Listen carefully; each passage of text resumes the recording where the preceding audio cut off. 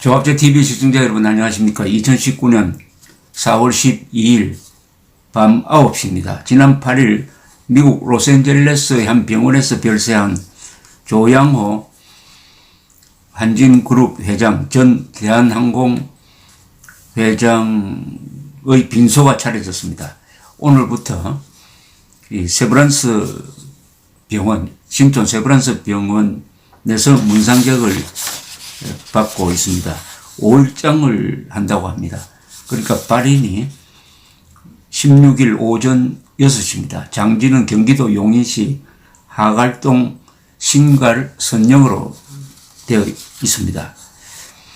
조양호 회장의 별세에 대해서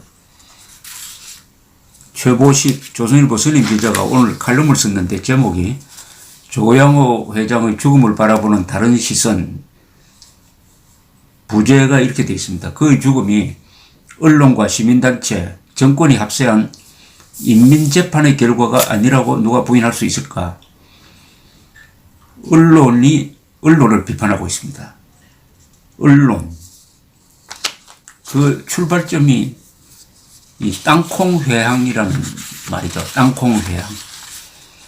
땅콩회항. 그 딸인 조현아 씨가 땅콩 서비스가 잘못되었다 해가지고 사무장을 출발한 비행기가 아니고요. 이 활주로로 가는 승객을 태워서 활주로로 막 출발했을 때 한 17m 이제 출발했다고 합니다. 내려라 해서 내리게 하니까 언론이 그 문제를 클로즈업 시키면서 땅콩 회항이란 용어를 만들었었는데 이거는 완전히 왜곡이죠. 그리고 과장이죠. 어떻게 보면 조작이죠. 땅콩 회항하면은 비행기가 떠서 가다가 땅콩 서비스 문제 때문에 다시 비행장으로 돌아와서 착륙했다는 그런 뜻으로 해석이 되는 거 아니겠습니까? 그게 아니고 육상에 있었어요. 그것도 이 조현아 씨는 비행기가 출발한 줄 몰랐다는 겁니다. 그러니까 17m 스르르 이렇게 출발했을 때 내리라고 해서 내리니까 이게 땅콩 회항이 되어버렸습니다. 땅콩 회항. 이것만 들으면은 날아가는 비행기를 돌렸다고 하니까 그야말로 그것은 문제가 되죠. 이게 저는 왜 형사사건이 되었는지 그것도 경찰, 검찰이 기소를 해가지고 결국 무죄를 받았습니다. 이것은 항로 변경죄가 아니라는 겁니다. 항로 변경죄. 어떻게 이게 항로 변경죄가 됩니까? 그렇게 하도록 만든 게 언론이죠.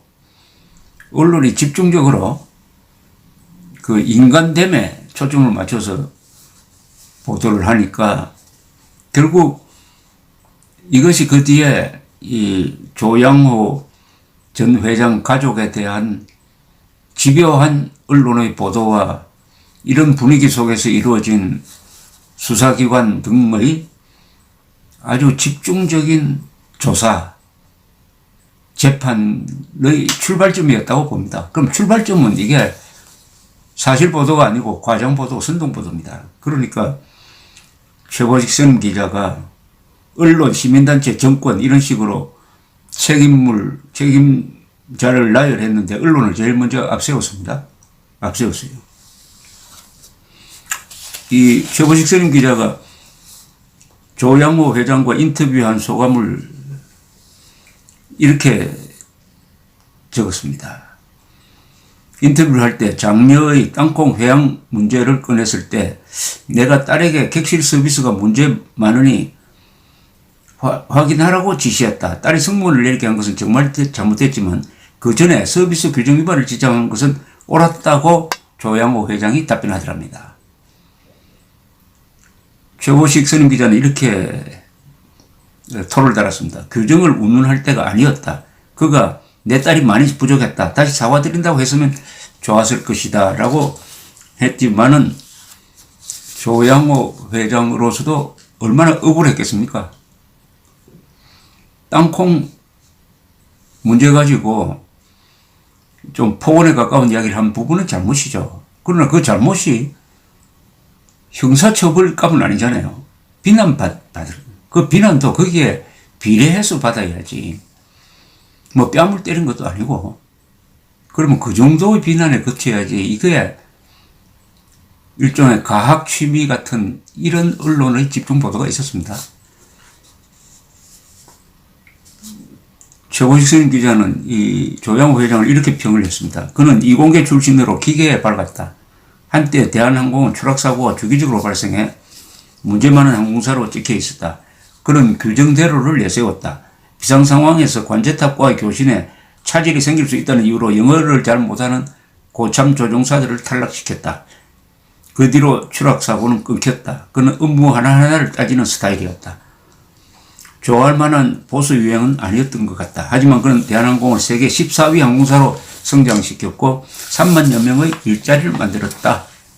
그는 술, 담배를 못했고 저녁 모임에 재미없는 사람으로 분류되었다. 풍경사진을 찍거나 첨단 무기 백과사전을 보는 게 취미였다. 그는 한국은 자본주의이면서 자본주의가 아닌 문화가 있다. 재벌에 대해 색안경을 끼고 보니까 내가 해도 되는 범위를 정해놓았다. 다른 잡념이 안 생기게 워커홀릭처럼 일에 몰두했다. 이해가 갑니다. 재벌에 대한 한국 사람들의 뭐 다는 아니죠. 한국 문화죠. 산업공상 시절의 어떻게 보면은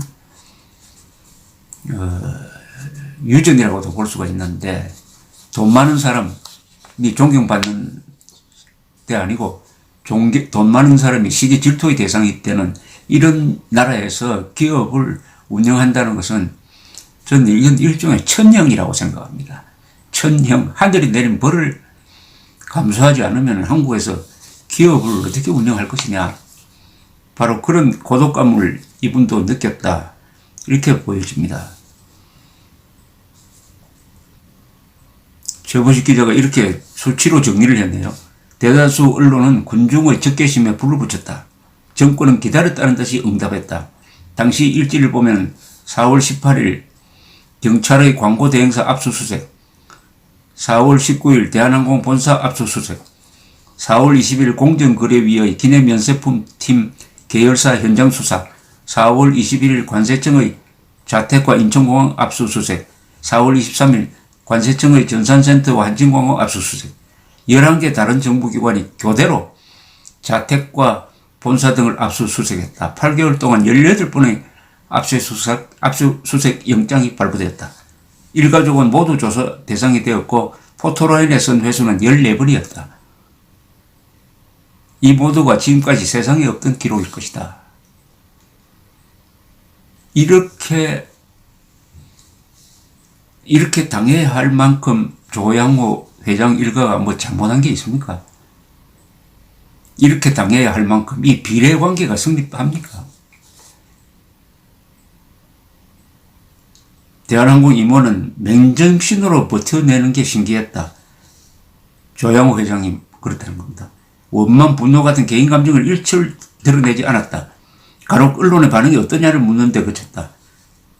지치고 늙어 보였다. 작년 12월쯤 미국으로 갈 때도 바깥 현장을 둘러보고 좀 쉬다 오겠다고만 말했다.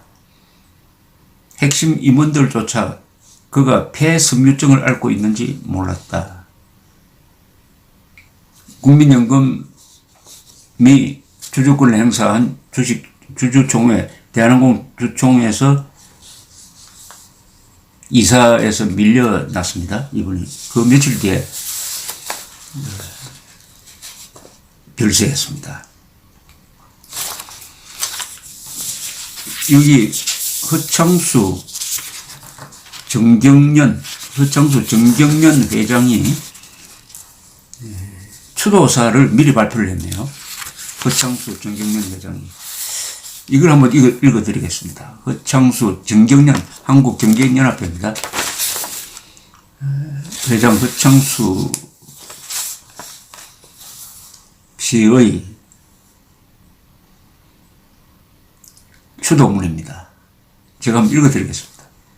조양호 회장님, 먼 곳에서 들려온 비보에 가슴이 무너져 내리는 먹먹함이 밀려옵니다.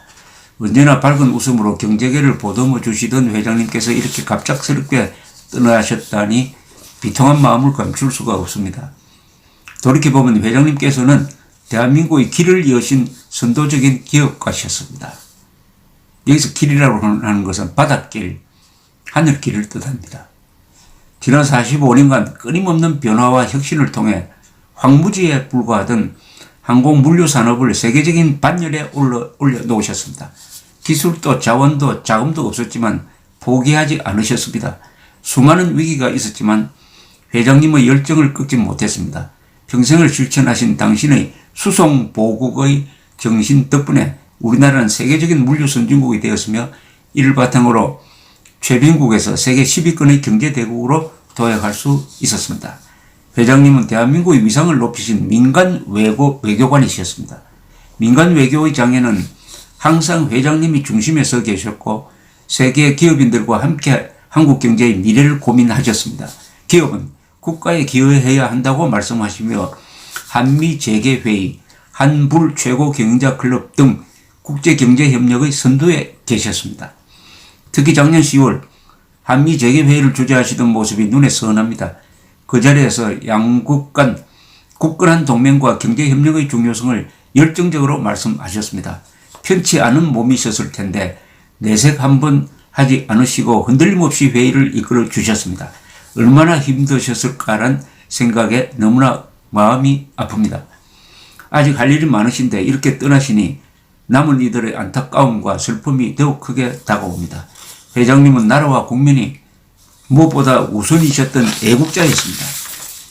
나라를 위한 일이라면 언제나 발벗고 나섰습니다. 2009년 평창 동계올림픽 유치위원장을 맡아 거의 모든 IOC 위원을 만나 평창에 대한 지지를 호소하셨습니다. 지구 16바퀴를 도는 그 열정 덕분에 국가적 수건 사업이었던 평창 동계올림픽을 유치할 수 있었습니다. 여기서 멈추지 않으셨습니다. 평창 동계올림픽 조직위원장이라는 중책을 맡아 구전 일도 마다 않고 소임을 다하셨습니다. 국가를 위해 끝까지 헌신하시는 당신을 우리는 영원히 기억할 것입니다. 회장님은 문화와 스포츠를 자랑하신 예술가셨습니다.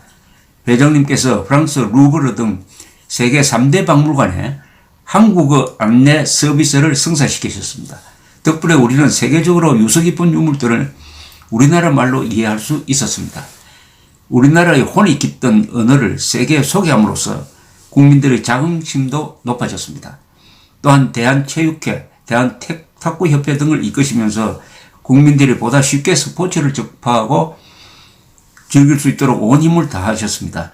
회장님은 우리 사회의 따뜻한 어른이셨습니다. 소외된 이들에게 회장님의 따뜻한 손길이 닿아 있습니다. 재해로 고난을 겪는 이들, 왕래가 불편한 도서지역 주민들을 살피시면서 많은 지원과 도움을 아끼지 않으셨습니다.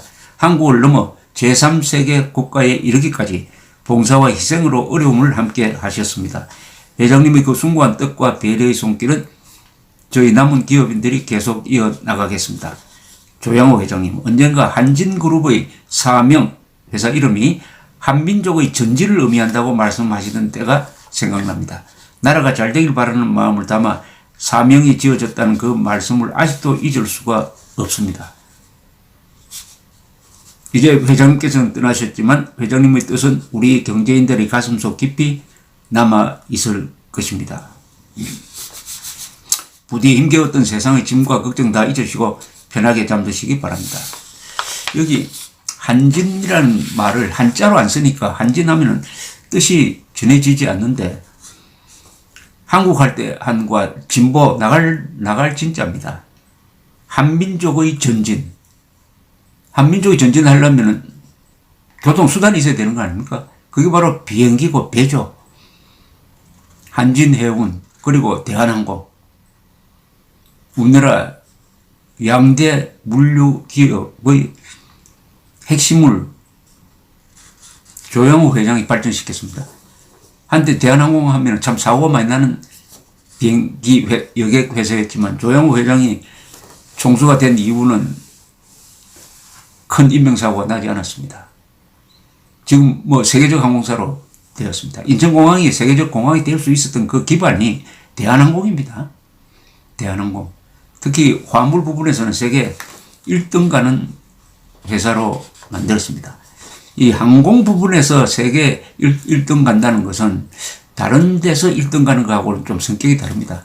항공 부분은 조금의 오차나 조금의 실수도 허용되지 않는 완전 무결한 기술, 그리고 관리가 요구되는 정확성과 정밀성이 요구되는 최첨단 부분의 사업입니다. 이 사업에서 세계 최고를 만들었다는 것은 이 한국인의 위대한 잠재력을 보여주는 것이고, 무엇보다도 조양호 회장의 선친 조중훈, 그리고 조중훈 회장의 동생 조중건, 그리고 조양호, 이 세 분의 역할이 컸습니다.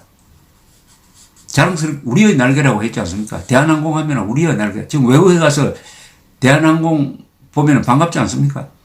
다른 비행기 타다가 귀국할 때 대한항공에 딱 올라타면은 마치 고향에 온 것처럼 든든할 그런 기분 느낀 분들 없습니까? 더구나 평창올림픽을 유치하는데 애쓴 분이 이명박 대통령, 지금 누워 계시는 이건희 삼성그룹 회장, 그리고 조양호, 이 세 분들이 다 이 정권 들어서 참 어렵게 되었습니다. 물론 이건희 회장은 그 신병이니까 이 정권하고는 관계가 없습니다만은, 그러나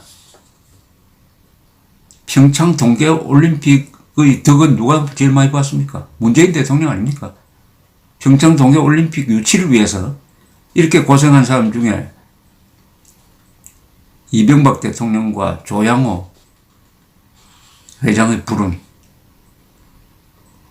그런데 유치하는데 숟가락 하나 얹은 적이 없는 문재인 대통령이 이걸 이용을 해가지고 북한과 접촉해가지고 핵을 폐기시키겠다고 했는데 결국 되지 않았습니다.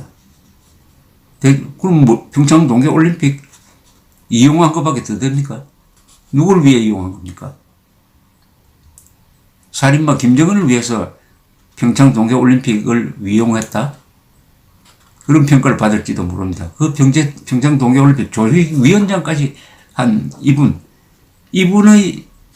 돈만, 이게 쭉 읽어드리면 돈만 번 분이 아니잖아요.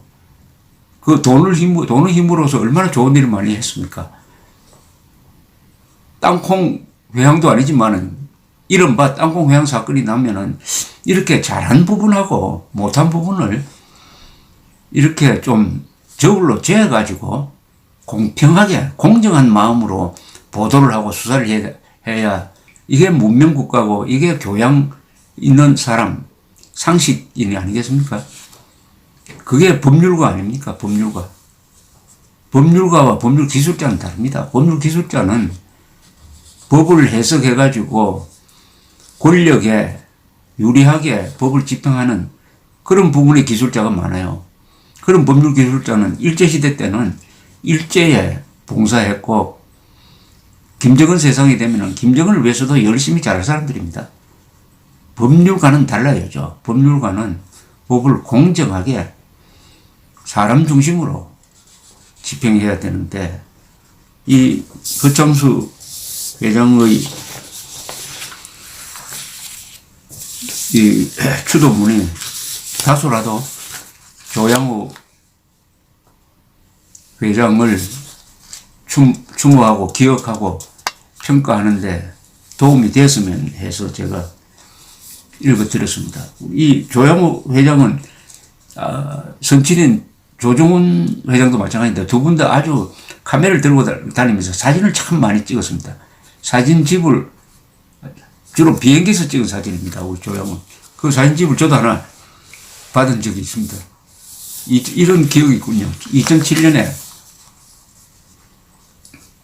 A380, 세계에서 가장 큰 비행기 에어버스 A380을 도입을 해서 시승식을 했습니다.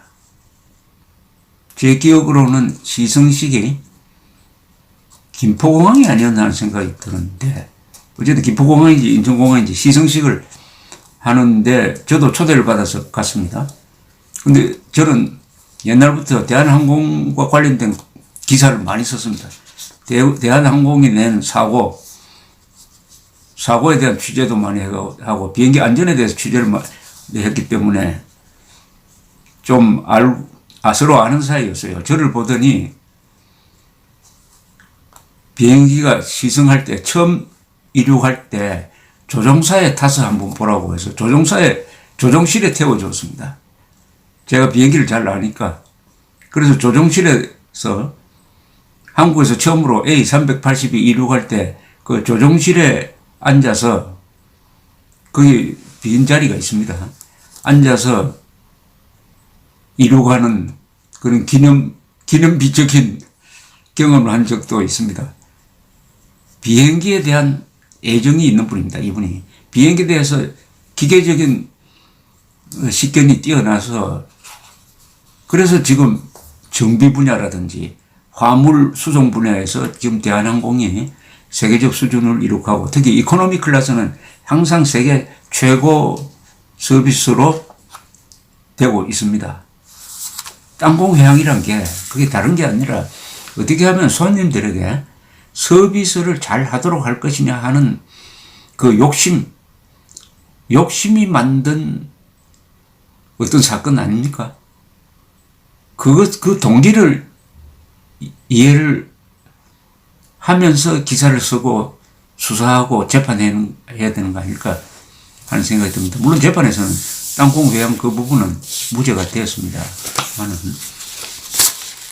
우리 대한항공은 우리의 날개라는 말대로 한국의 대표 기업이면서 우리 생활에 밀접합니다.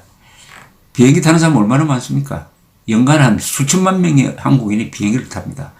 그 중에 상당 부분이 대한항공이 타는 거죠. 그렇다면은 한국인이 이 조양호 일가에 대해서 뭘 했는지 한번 스스로 돌아보는 그런 계기가 되었으면 합니다. 감사합니다.